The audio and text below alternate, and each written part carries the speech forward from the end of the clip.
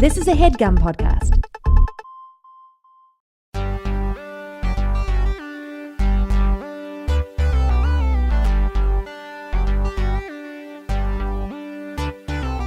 Hey everybody, welcome back to Talking Banter, the official Dynamic Banter after show. This week we're talking about episode 20, Duck for President. I'm Brett Register, and with me, as always, is Chris McCaleb. Hey Brett, and hey everybody. Great to be back. You didn't have a choice. That's almost true. I felt weird going into it because we slept all this way. That's true. To a shack in the woods. Can they? I don't know if the sounds are audible on the microphones. I don't know if it's picking up the ambience. Hopefully it doesn't sound. Hopefully it's not too apparent that we're kind of out in the woods. Oh, for sure it will be. The rain is attacking the roof of this shack like it wants to get in here. Well, hopefully the rain will kind of calm down at some point. People should know that we record this podcast over Skype, and even though we're both in this shack in the woods, we're still in separate rooms on computers over Skype because it sounds better. It's just how we're comfortable. Yeah, I don't like to be in the same room with you, Brett, or often with anybody. As an editor, we like ISO tracks, you know? That's right. You want to get it clean. You know, that's how we describe ourselves, right? As editors. Editors. And clean. Well, listen, we got a lot to get through today. And, oh, boy, howdy. We got plenty of time because the weather, no signs of slowing. I'm hopeful. What do you think? What are your overall thoughts of this episode? As you know, I've listened to every episode from the beginning, and right. Of course, we've done this after show every week. I don't know. I don't want to say this is one of the weaker ones, but I definitely laughed. I'll tell you what. I retract everything I just said because I laughed a lot at this one. I especially was into the Foghorn Leghorn impressions. I liked that a lot. It's weird how we record this podcast, and I feel like we'll show a little behind the curtain. I tend to listen to the episode as it comes out, but we don't record this till about Tuesday at 10 p.m. Now, when you say in about a shack in the Tuesday woods. At 10, you mean literally Tuesday, 10 p.m. start time? Tuesday, occasionally Wednesday.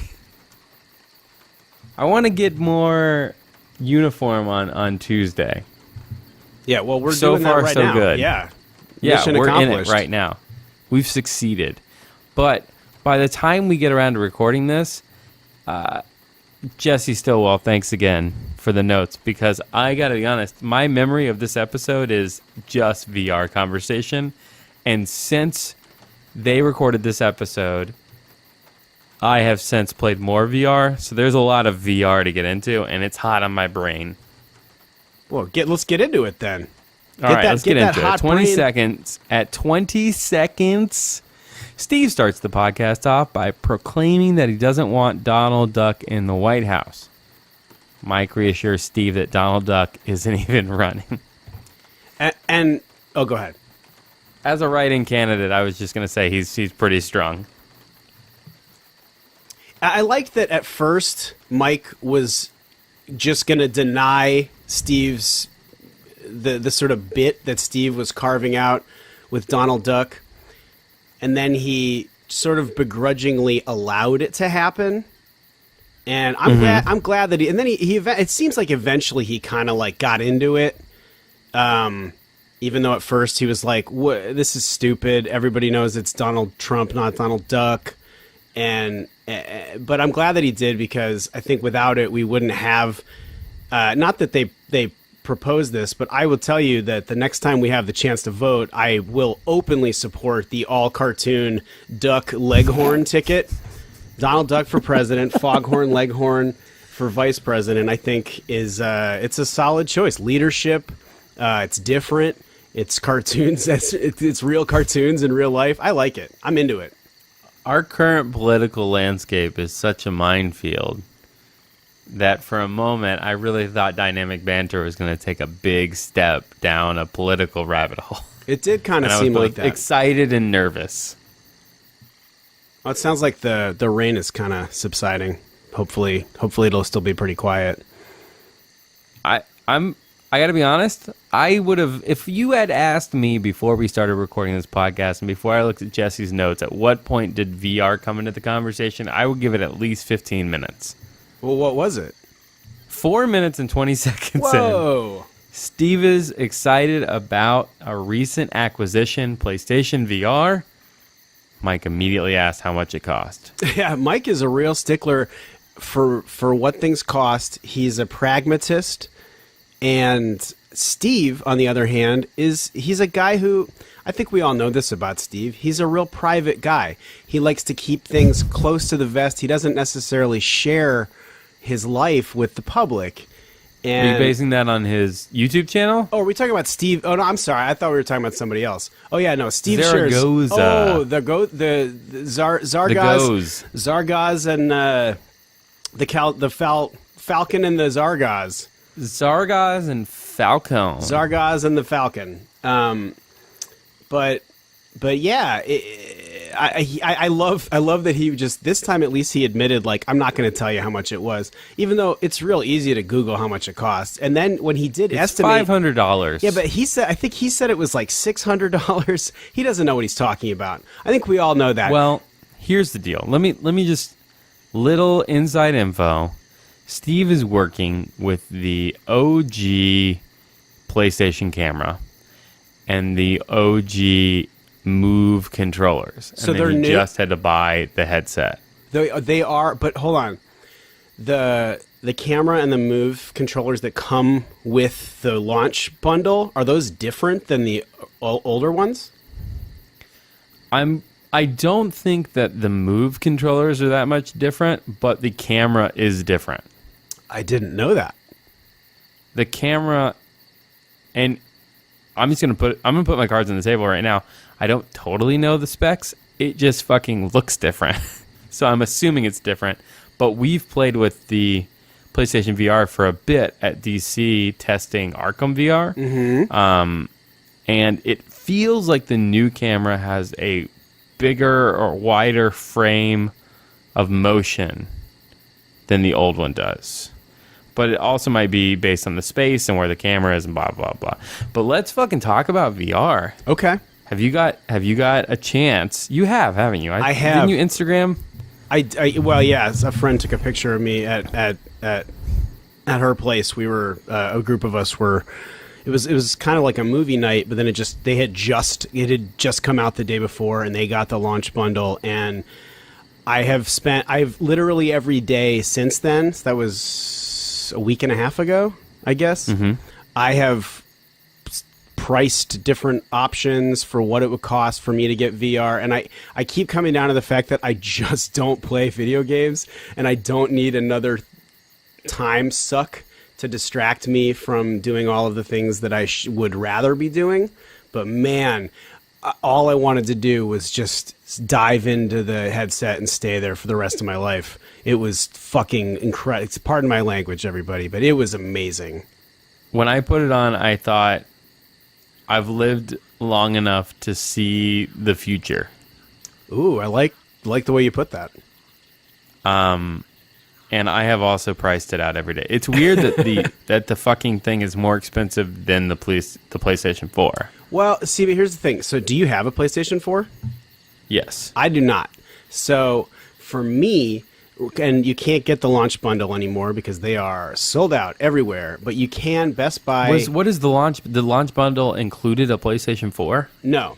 The launch bundle, which was $500, came with the $400 headset, the $100 Move controllers, the $50 or $60 camera, and then that $40 game.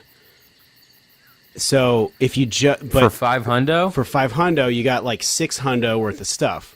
But Best Buy will give you a discount if you bundle them yourself. It's still more than $500. But if I bought all that stuff and a PlayStation 4, it'd be before tax, it would be $850. And that is a totally unnecessary purchase. I'm not doing it. Not going to buy it. Completely unnecessary. Not happening. I want to keep every week an update on this until you do it, you get it. Well, because eventually it's going to happen. Well, but eventually, I want to know the price you pay. But I don't think it's going to be. I think ultimately, like in a couple months, it'll be like, okay, you'll be like, so how's the VR hunt going? I'll be like, well, I bought a $3,000 gaming PC and an Oculus Rift and the Oculus Touch controllers. I'm into this thing for about $6,000. I sold my girlfriend. I sold my car. I don't need any of that stuff anymore because I've got VR. I can just live inside. Here's the thing. When there is a Grand Theft Auto, this is why I can't have VR. When there's a Grand Theft Auto VR game, and so I can't. It's over. I'll quit my. I have to quit my job. That's the one. Yeah. There's a racing game for. What did you play? The only game I played personally was I think it's called London Heist or London. It's on the Eternal Worlds disc or whatever. Steve talked about it in this podcast. And he talked about the movie thing with the boat and the girl. He bought. So let's talk about that for a second. Did you play that? No, Lauren played that. Well, we watched her play it. He bought the full movie, and I got to play through the whole thing. Oh wow! It's an insane experience watching a movie that way, because they didn't really. If you don't know what it's about, it's like a floating city, and the city is built around where you stand. So you're like this giant in the midst of this floating city, observing this story happen around this little town. That's pretty cool. It's insane. I kept bending down and like laying on the floor so I could see the bottom layer of the. There was all this stuff. There was like a little festival going on in the bottom, and I was really intrigued by that. But I played the racing game, and I'm in. I could play that forever. See, I've never been all that good at those racing games. I don't know, maybe because I just don't play that many video games. But for me, like at Big Fantastic, I don't even know if you remember I don't know if we had that PlayStation. What was it, 3 back then? What are you even talking about? At 4 p.m. daily, Doug Cheney would come in and be like, what are you, what are you doing? Exactly. I'd be like, I'm literally editing your show. And he's like, yeah, do you want to not do that, drink whiskey, and play Call of Duty in the other room? And the answer invariably is yes. And I think that we all I'm not had going that to say answer. no to my direct superior. No, he's your boss. And in a lot of ways, he's all of our boss. That's how I learned to be a really fast editor, because I knew I only had till 4 p.m. That's right. That's great. To get stuff done. That's terrific. Well, my vice was not Call of Duty, because I'm also not good at that game. My vice was just playing Grand Theft Auto 4 probably, and not playing a story, and not killing prostitutes, because that's disrespectful, but just driving around and just trying to crash into as many things as possible and get away from police and launch rocket launchers into buildings and cars and blowing shit up. That's it. I mean, and if you could do that and you were walking around and it felt like you were there, forget it. I played Grand Theft Auto a similar way, but I didn't try to destroy things. Especially 5, I just tried to live a life in the game. So I would go to work, go to get clothing, shopping, and cook driving food. around the city. Yeah. Just going to the airport. I would steal planes and fly around. I like that. That was my go-to. But my vice, my place, the only game that has gone into my PlayStation 4 at this point is MLB The Show 16. And when my wife and child are gone, like I had 4 days where they were in Jersey and I was going to New York, but I wasn't there yet. I don't do anything malicious. I either put like a TV show on my iPad, or a podcast, and I play MLB The Show until I basically can't see the fucking meter anymore. So what I told Steve is, the day they put MLB The Show out on VR, I'm done. Like, the price doesn't matter at that point. $400. That thing's coming home with me. No, for the game. And it's such a perfect sports game for VR, baseball. You can use the move controller to pitch and to bat. What about running? That's the one thing I haven't experienced yet, is walking around. And I think maybe there just wasn't any space at my friend's house, but Yeah, so Steve's apartment is pretty tight and you can't move around that much. Where we have it at DC, there's a bunch of room and the camera's in a place where it can see us. And when I was playing Arkham VR, you can walk around within reason, within like a big living room essentially. But don't you? And I've heard that the way that you get like over there is like you warp over there. Like you're like, I want to go over there, and it will go. You warps you over there, and there you are. And you've kind of limited range of actual motion. I'm walking around. Yeah. I don't know So why I'm interestingly, I don't even know if I'm. Well, I guess whatever. If you're like, I want to go up to the next rung on this catwalk, you push the button and you're fucking there. That's how the game is now. And that's because the original incarnation of the game had a grappling hook, and you would grapple up there and it would pull you up, and it would play the animation of you getting sucked up there. But people were legit falling face first over. Whoa. Because it fucks up your, your whatever that word is, your cerebrum. I'll believe that. We're scientists. The We thing don't need that to keeps fact you check any standing of up this stuff. straight. Your It legs? messes with that. Your leg, and your they had back? to get rid of the butt? grappling hook action because people were fucking falling over and would hurt themselves. Is this equivalent to the first films where it was like a train coming into the station and people jumped out of the way of the screen?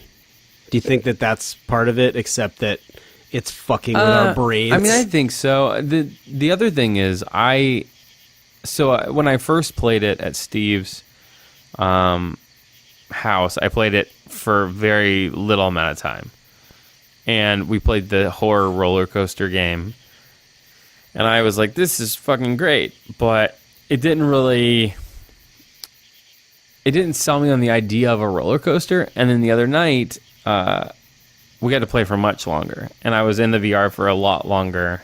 And especially the roller coaster game, there was a point at which when the roller coaster would take like a hard turn right, my whole body would go with it. That's awesome. And my brain was actually subconsciously causing my body to move based on what my eyes were telling my brain was happening. And so it became weirdly immersive over time. And Steve, I know, has been playing it a lot. And I think that's what he was talking about, motion sickness wise. I feel like after a while, you start to dissociate, even sitting down. That makes sense. Have you since you've done PlayStation VR, have you gone back to try the Google Cardboard? Well, that's the thing. Steve said that, but Google Cardboard isn't VR to me. Well, It's a 360. It doesn't have. It's not as immersive. no, it's because not. You can't. It's not immersive, You can't but move forward and look around something.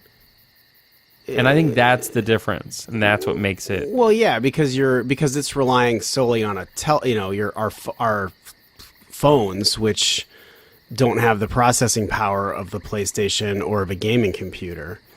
But Right. So I have one of those. Me too. And I have a big hefty headset that my phone goes in. Mm-hmm. It's not the Samsung one. It's like something from Japan. But I used it. Japan song. I may have already talked about this on the podcast, but I used it just to watch movies when Mason needed us there was a point where Mason needed us in the room to go to sleep. Yeah. And I didn't want to disturb him, so I would put my Bluetooth headphones in, put the headset on, and watch a movie in VR or whatever, VR-ish. Immersive vision. And it was like being at the movie theater. It was a huge screen. I loved it. Right. I haven't done it as much since he's okay going to sleep on his solo. Well, I hadn't. I when I got the Google Cardboard, I got it. They were handing them out at Comic-Con at the Right. Geek and Sundry / Nerdist Legendary area a couple of years ago. Was that branded? Do you have a Geek and Sundry Nerdist Legendary It just branded says, Google it just Cardboard? says, it says Legendary, but Fair. they were free, and I really enjoyed it right when I got it, and I sort of played some games, and then I put it away and hadn't really looked at it for like a year and a half.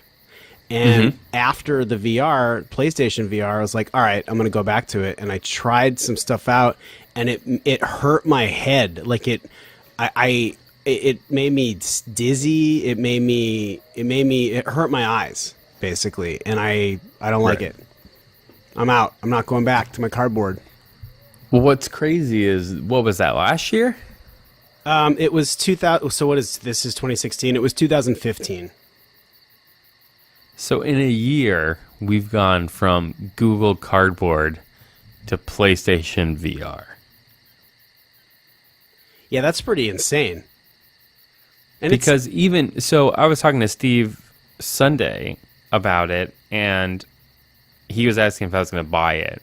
And I'm basically torn right now because I feel like the headset is a little low res.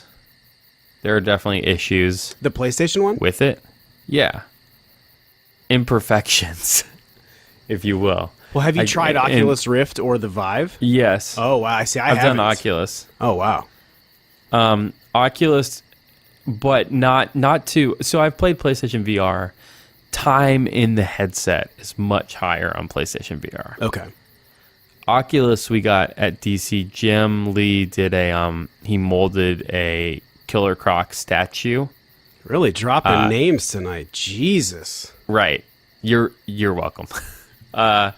Jim did a Killer Croc statue that they then 3D printed and gave away at Comic-Con this year in Oculus. So we had an Oculus. I say we, like DC has it. We go there to test stuff out. So I didn't get a bunch of time in the Oculus. I didn't play any games. It was just in the lobby area. But it definitely felt like the resolution on the Oculus was higher. It is higher. And I'm basing that on nothing other than my memory. No, it is. It's actually quite a bit higher. The Oculus and the Vive have the same resolution, and I mean it's a matter of like a couple hundred pixels in one direction. Here was my only complaint about besides that, because I agree I even having never seen Oculus or Vive, I felt like this could be a higher resolution, but it fogged up. I got fogged. Which one? In PlayStation. That's the only one I've used. Okay. The image got fogged up from, sweat. Like I was, getting busy in a car and it was fogging up the windows. Well, you shouldn't have been jacking in so hard.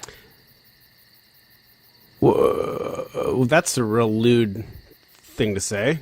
I wasn't jacking it. No, that's I was what among my friends. That's the kids call it jacking in when you go into VR. Really? Or at least by the kids, I mean Steve. And by Steve, you mean the movie Strange Days, that came out in like 1995. Don't think Strange Days didn't immediately come up as a topic of conversation based on VR. You ever jacked in? You ever wire tripped? That's a great movie. We're almost to Strange Days. Yeah, to 1995. We're almost there. But it'll be CGI. I can't imagine they'll ever do a live action movie in VR. People have already been making them. No, really? What is it, all green screen? I don't know. I'm personally, it's interesting because I know a lot of people who are trying to figure that out, who are trying to do that and trying to, sort of people that, want to make movies, and then they've discovered the internet and they wanted to get on the internet, and now that VR is here, they're like, how do we tell stories in VR? And I personally don't see how it is a platform for traditional filmmaking. I don't think that it is. I think that it's an opportunity to create immersive stories, like sort of like live interactive theater, but to the next level. Yes. That's how I felt when I was watching that short film. When I was watching that short film, it felt like I was watching a live stage play. But the other piece of it was I started moving around to frame up shots subconsciously, and Steve started joking that he's like, this is what a director looks like when he's in VR. That sounds So I was about like, what do you right. mean? He's like, you're like framing up shots. I was like, oh, yeah. But it made me think, like, that's an interesting way, because that's what fucking Cameron's doing with Avatar, That's true. is he's directing in VR. That's true. And it's a really cool way of telling a story, or like composing a shot. It's really interesting. I agree. We've really gotten into this podcast, by the way. We're really breaking down Donald Duck for president. Listen, this 90% of this was about VR, right? Only 90% of this podcast. Only in your memory, I think, because that seems to be all you remember. I remember a lot of I said, and it dawning That's on them. one note. At 10 minutes and 20 seconds, the note is just I said. I love that, like, as Steve is saying it and making the joke about it, I love that he's realizing what an absolutely stupid character trait it is that he says I said, that, like, his whole, like, speech impediment is to reiterate and make sure that you heard the thing that he said. It's real dumb. But everything that's funny about Looney Tunes and Tom and Jerry is there's like a beautiful simplicity to the comedy.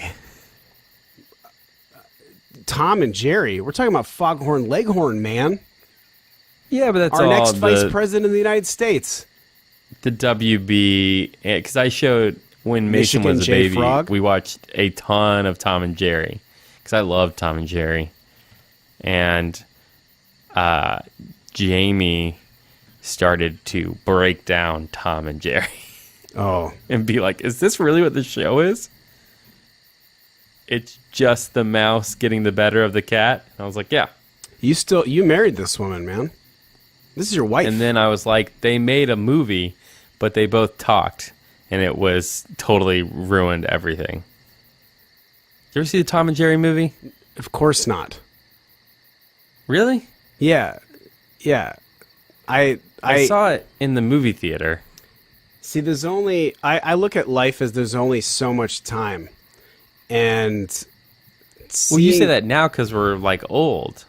Speak for yourself.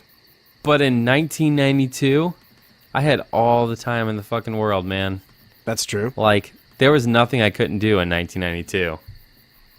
Except Now drive, I'm like, I could drink, die tomorrow. have sex, do drugs. Right.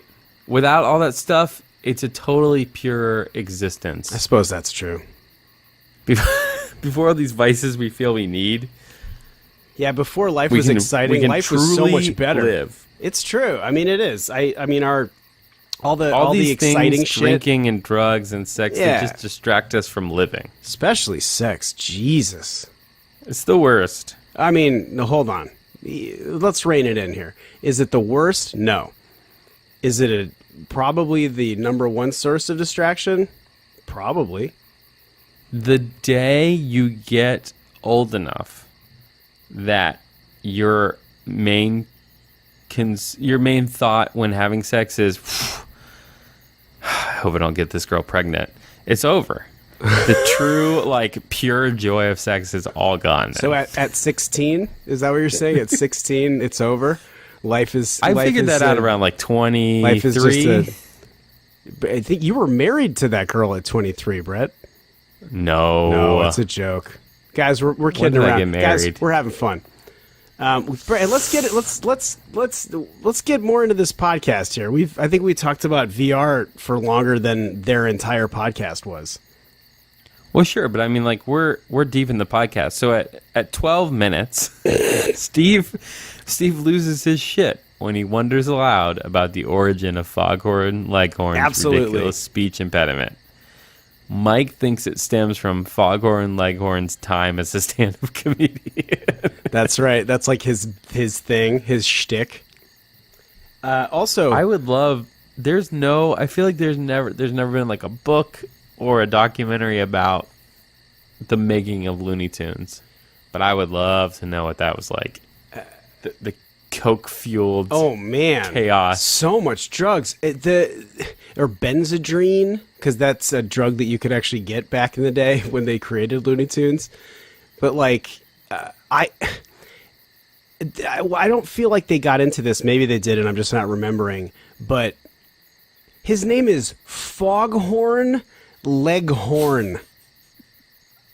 So, first of all, what? Second of all, let's assume that this is a real person or a real rooster person. So wait, we're Foghorn we're Leghorn. assuming the So- I just want to clarify. The podcast is now assuming that Foghorn Leghorn is a real rooster person who in a talks. world where cartoons are real, as established Okay. in Dynamic Banter. It's a big book. I wanted to make sure we were all on the same page. Mr. and Mrs. Leghorn named their son Foghorn. So his name is Foghorn Leghorn. That's like Do you if think your that's a parents family named name? you Register. That's terrible. Yeah, my grandfather was Foghorn. Yeah, My grandfather was Foghorn. He's actually Foghorn the Third. Yeah. Moving right along, at 16 minutes and 12 seconds, Owen, the podcast ghost, says that Zoya is coming on the Lost podcast. This was entirely unprompted. He just decided to interject and then disappear again. Typical Owen. I mean, ever since we learned the truth about Owen, it's not that I don't trust his input into the podcast, but I guess I'm just really skeptical of everything he has to say, because it's like, then what else is true or not true?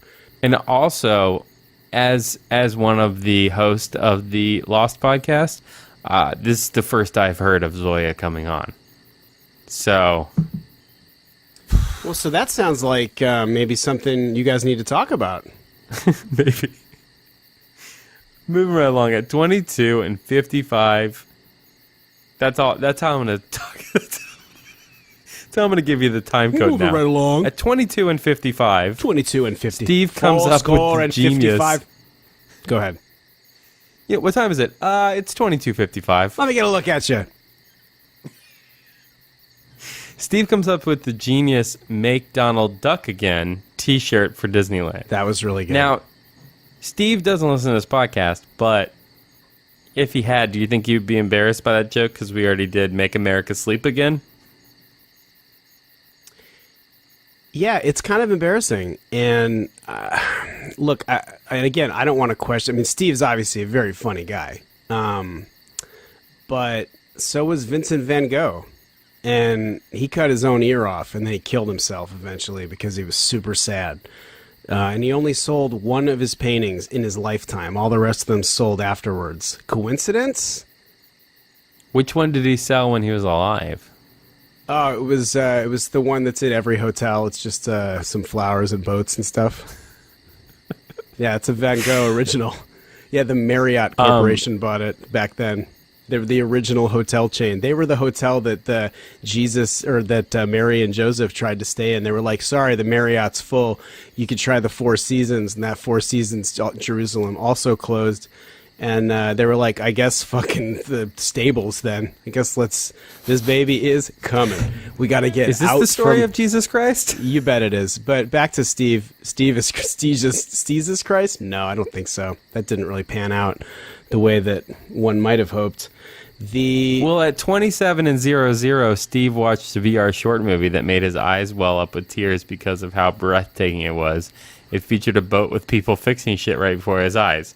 I read this note because when I was watching the short, it starts with the little girl walking up the stairs and she does this whole thing, and then all of a sudden it transfers and you're just in the clouds and a boat comes floating past you. Right. And as the boat came floating past me, and again, I'm in VR headspace, I hear Steve just go, "You see that boat? Stick your fucking face in that boat." So I did, and when you shove your face in it, you can see the inner workings of the boat. If you didn't know to do that, the boat would just fly on past you, I guess. That's fantastic. I like the discussion of like trying to where the Falcon was asking Steve if they fixed the boat. Like he was super invested in like, did they fix that boat? Like how do they get the story going? Also, we've just like quadrupled down on the VR talk on this podcast. Well, it's not even over yet. At 45 and 50, OMG. Mike claims that the best thing to do when encountered by someone playing a VR game on a plane is to grab their arm and shake violently. No. And I think that Steve actually brings up an excellent point later in the podcast, or maybe right around here. Where At like 49 minutes and 10 seconds? When he Steve says, sets a rule that if someone is using the VR helmet, you cannot fuck with them. That's a very good rule. I think that that's an excellent rule that should be adopted in colleges. I think that's in dorms everywhere. Like shit, you guys, come on. Knock it off, everybody. Stop fucking with me. When I was so Steve doesn't like the scary VR games, but I do. I feel like it's the only time I can truly feel anything. Wow. Dead inside or dead outside? What can't you feel? I mean, like, so I guess at this point, horror movies don't have the effect that they had when I was younger. Sure. Well, because you know how the scares are made. You know how they do it. Yeah, and I feel like nobody's really trying to find what scares me and putting it on film. I feel like it's a lot of, they're doing another Friday the 13th movie. Stop. That movie used to scare me a lot. And I just don't know if there's anything left there. There isn't. But hold on a second. Go ahead. I'm holding. Okay, I'm going to go ahead. I played continue. The Kitchen, which is the prequel to Resident Evil 7 or whatever. And you just sit in a chair and your hands are tied and scary shit happens around you. And I don't having want to do a that. scary thing happen right in front of your fucking face, like inches from your face, elicited a reaction from me that I haven't had from anything other than like a true, like, real life situation since I was a kid. And after I went through that whole experience, which was awesome, I told Steve, I was like, I'm really impressed that you guys didn't try to fuck with me while I was in the headset. Because there was a part of me that was just scared I was going to get messed with. And that's when Steve dropped the rule that you can't mess with anyone. It's now, a very back good to rule. the plane. Who's playing fucking VR on planes? That would be the last place I'd want to play VR. The Falcon doesn't know what he's talking about. Here's the thing about Mike Falzone. He's separated from reality, and I feel like he's starting to separate from the podcast. He's already not been there a couple of weeks ago when they talked about cats for the rest of our lives. Or wait, was that when they talked about cats? No, it was before. It doesn't matter. Listen. Let's get into it. Listen. Are you starting a one-sided war with Mike Falcone right now? It is really one-sided, isn't it? Yeah, he doesn't listen to this. But carry Shit. on. Well, I guess we'll never know. Listen then. to this. Big news. Okay. At 56 and 45, Madeline and Paige bust out an old-fashioned History Road written in text between the two throughout the school day. That means we're past all the VR talk. Mm-hmm. That was here's the thing. I felt transported into that high school and or junior high school and or community college environment where Paige and Madeline, is that their names? Let me Madison? scroll back up here to Maddie? confirm. Madeline and Paige. Okay. Actually. Yeah. I was transported, and I was in that school environment with them, coming up with those terrible, terrible rhymes. But you know what? I have to say, I applaud them for having the temerity to write them all down and then send them to the people that they were writing them about. It's pretty ballsy. Most people would be embarrassed by it a little bit. Here's the deal. Let's get to the real issue at hand. Finally. I talked to Steve, and he feels that only playing the History Roads where someone has recorded an audio version of it, he doesn't want to dismiss the people who just write in History Roads and don't record it. Right. But I feel like the audio recorded ones are far superior.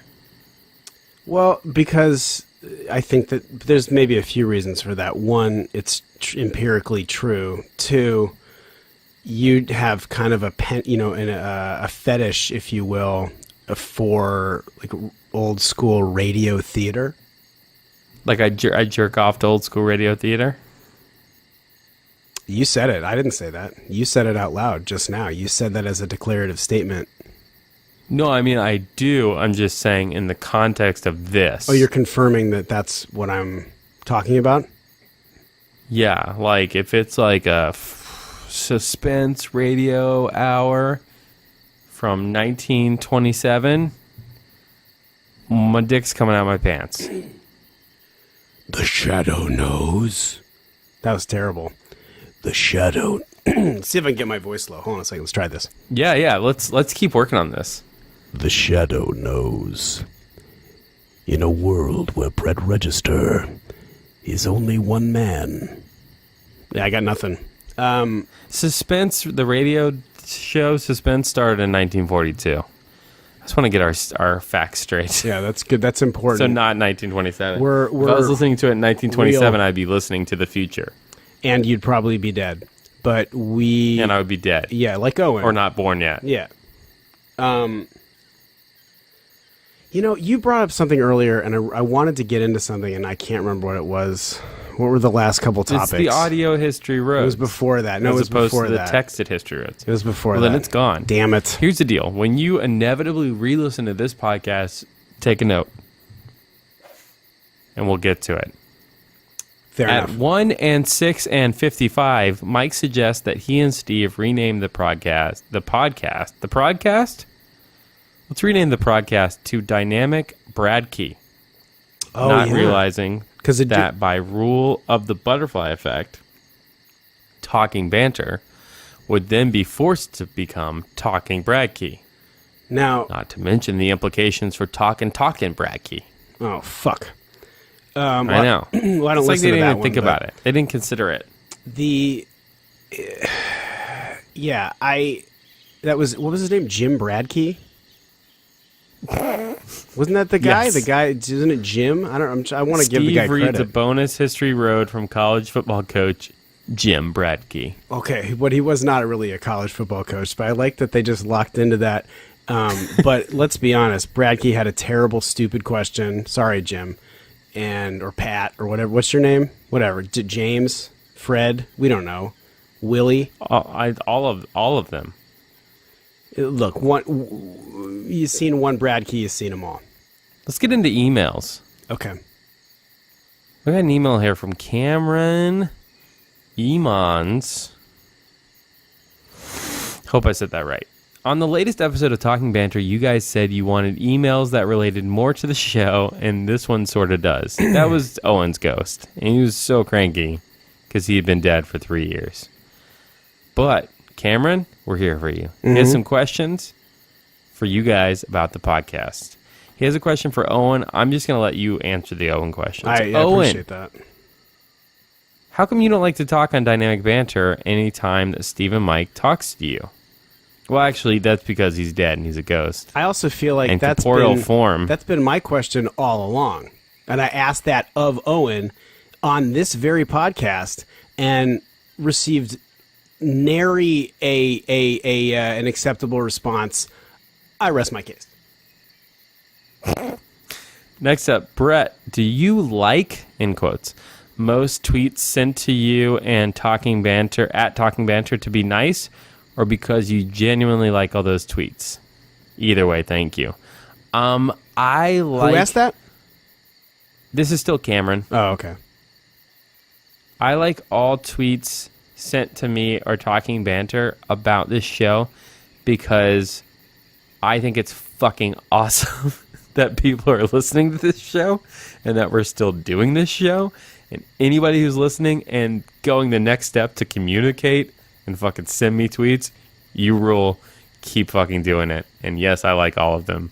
And you guys, I think I said this last time. I don't spend a lot of time on Twitter, though I will like things that are, if somebody's not a dick to me, and I am interested in whatever they're saying, I usually like it. But I don't spend a lot of time on Twitter. I do, however, spend probably an irresponsible amount of time on Instagram, and I'm at Chris McCaleb, and you can reach out to me there. I'm pretty sure that I have some new followers since our last podcast because there was kind of a weird influx.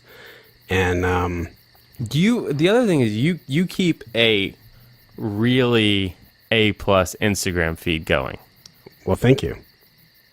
You really did. Your Throwback Thursdays are exquisite. Oh, thank you. I lived a terrible life so that I could entertain everybody. This is the part of the podcast where we just suck each other's dicks, but you got all the Emmy stuff from other rooms, Breaking Bad, Better Call Saul, BTS shit. It's great. Or Editing Room BTS, or Podcast BTS. It's great. So you deserve it. Next question, Owen. When you were in the room for a dynamic banter, are you spacing out or waiting for History Road? Or do you try and pay attention to what they're saying so you can be ready on this podcast? So back when Ghost Owen was doing this podcast or wasn't, or my memory... Cameron, you got to send another email with questions for Chris. I think that's where we're going. To be fair, I'm still working through some backlog of emails. So this was on October 6th. No, I get it. But the answer to that question is Owen's ghost. He would try to pay attention when dynamic banter was happening, but if he was getting to a high score on Tetris, all that shit went out the window and he'd have to re-listen to the podcast. Next question, Brett. The night of the live first time show episode.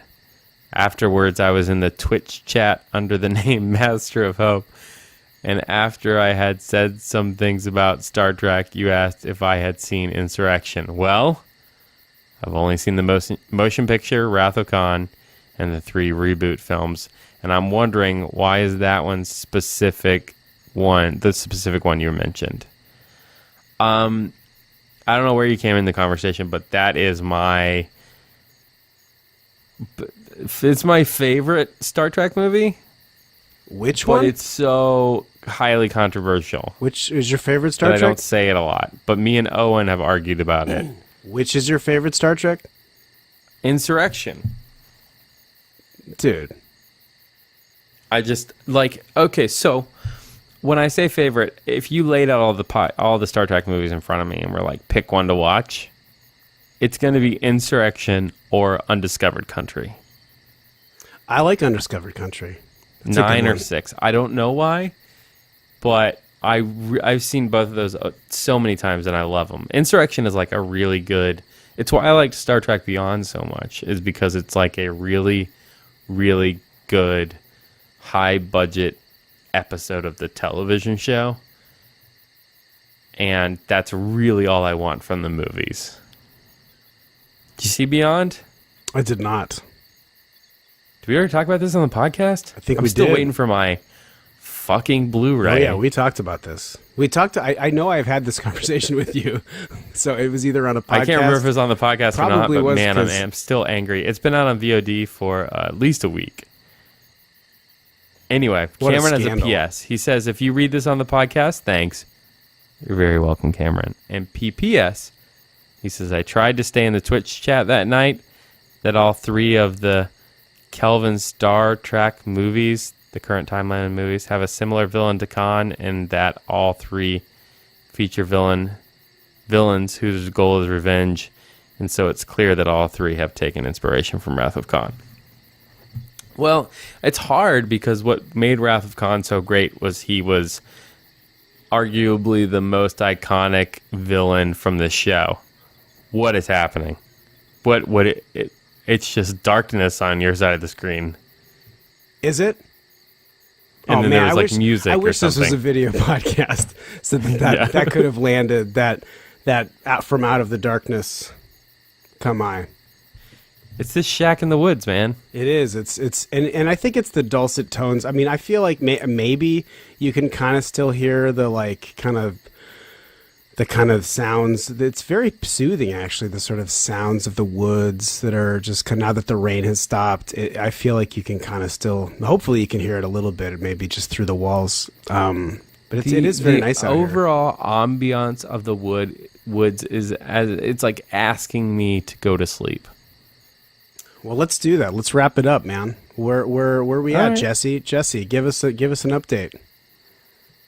That's it. We covered the show. Let's fill We the took well. an Let's email with still the multiple well. questions. Okay. Cameron, we're gonna stay tuned for the next email with questions from Chris. I don't need questions. And guys, if you want to send us an email, that's talkingbanter@gmail.com with no G, except for in the probably the the Gmail has a part, yeah. G. Is this clear? I always feel like I need to talking, no G. The way that you said Banter, that no G. made it Gmail, very G. confusing. That was a super confusing way to say that. Talking banner. Well, think about it this No, way. If you want to hit Gmail, us up no on G. Twitter, Talking Banter, @Talking Banter, no G. TalkingBanter.com, no G. You can submit a question or fanfic to us there. But no G. We have fanfic on tap, but we got a little something special planned for it, so stay tuned. Oh, I'm all ears. I'm with bated I know, breath. right? We need to talk about it offline because Fuck. we'll talk about it offline. Oh, yes. Guys, thank you so much for listening. You're welcome. And thanks for tweeting at us. We like them all. Yep. Lights out.